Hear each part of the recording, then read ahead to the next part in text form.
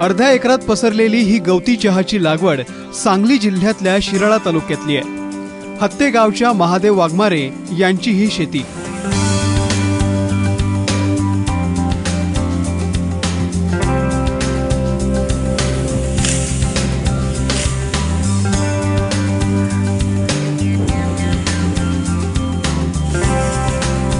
शेतीतून मिळणाऱ्या पैशातून घर खर्च भागत नसल्यानं महादेव हे मुंबईत आले।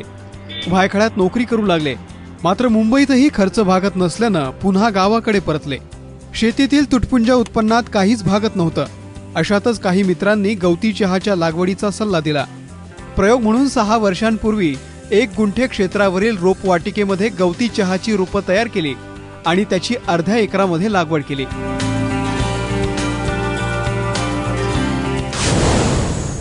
मी मुंबईला होतो, मुंबईला भायखळा मार्केटमध्ये काम करत होतो। तिथे माझं तिथं खर्च महागाईच्या कारणास्तव माझा खर्च भागत नव्हता, म्हणून मी गावी आलो।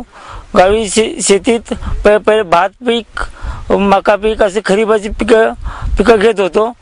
त्या पिकात सुद्धा माझा घर खर्च चालत नव्हता। त्यामुळं परत मला एका मित्रानं गवतीची कल्पना दिली। गवतीची कल्पना दिल्यानंतर मी 1 गुंठ्यामध्ये रोपवाटिका तयार केली। एक रोपवाटिका करून मी नंतर 20 गुंठ्यामध्ये त्याची लावण केली।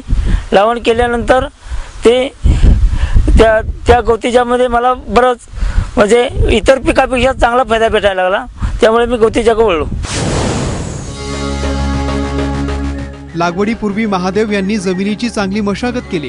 3 फुटांच्या सरी सोडून बेड तयार केले आणि त्यात 1 फुटाचं अंतर सोडून गवती चहाची लागवड केली। लागवडीनंतर 2.5 महिन्यात गवती चहा कापणीस आला। 20 गुंठा शेतीमध्ये नांगरट करून त्यामध्ये 4 टोल्या खत घातलं। नंतर त्यामध्ये ती रोटरनं मशागत करून त्याच्यानंतर 3 फुटाने सरी सोडली। सरीमध्ये नंतर परत 1 फुटा अंतरानंतर रोपाची लावण केली। लावण केल्यानंतर ते 2 ते 2.5 महिन्यानंतर कापणीला आले।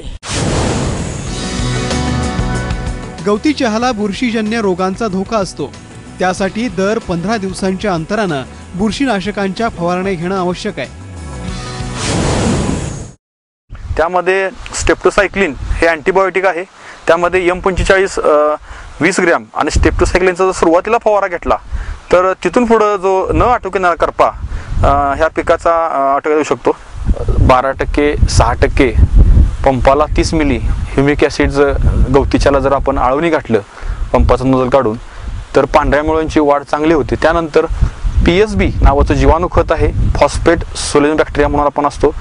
साधारणतः शेणखतामध्ये 250 ग्रॅमचं 10 किलो पाकिट जर आपण रानात टाकलं किंवा त्याचं 2-3 गुळ आणि डाळी पावडरमधून जर त्याचं आळवणी दिलं PSBचं तर पांढऱ्या मुळांची वाढ ह्युमिक ॲसिड होते। आणि PSB मुळे जमिनीत जो नॉन अवेलेबल फॉस्फरस आहे, जो अवेलेबल होत नाही, तो पिकाला लवकर ओढून पाहायला मिळतो। एकदा लागवडीनंतर 2 वर्षांपर्यंत गवती चहाचं उत्पादन सुरू राहतं। दर 2 महिन्यांनी चहाची कापणी केली जाते। त्यातील खराब पानं बाजूला काढून चांगल्या पानांच्या पेंड्या तयार केल्या जातात। त्याचं वजन केलं जातं आणि ही पानं पोत्यात भरली जातात। 20 गुंठ्यातून 1300 ते 1500 म्हणजेच 6.5 ते 7 क्विंटल पानांचं उत्पादन मिळतं, ज्याला बाजारात सरासरी 30 रुपये किलोचा दर मिळतो। यातून 2,10,000चं उत्पन्न मिळतं।